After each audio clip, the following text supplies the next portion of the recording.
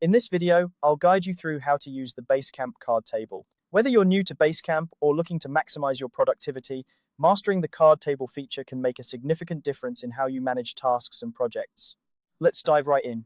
First things first, open your web browser and go to basecamp.com.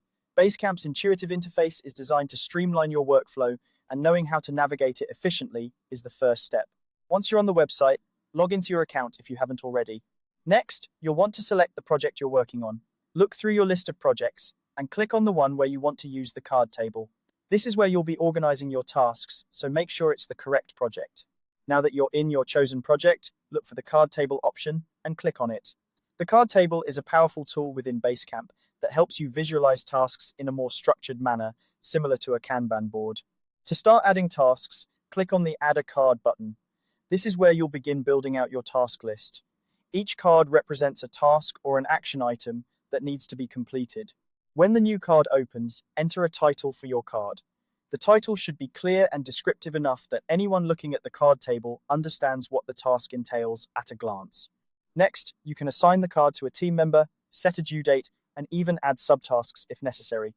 The ability to assign tasks and set deadlines ensures accountability and helps keep everyone on track. Subtasks are particularly useful for breaking down larger tasks into manageable parts.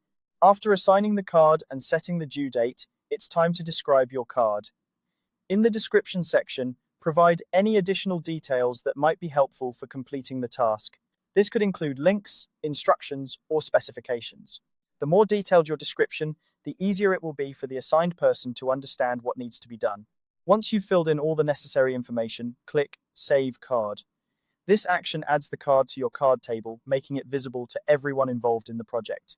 A great feature of the card table is the ability to drag and drop cards into different columns.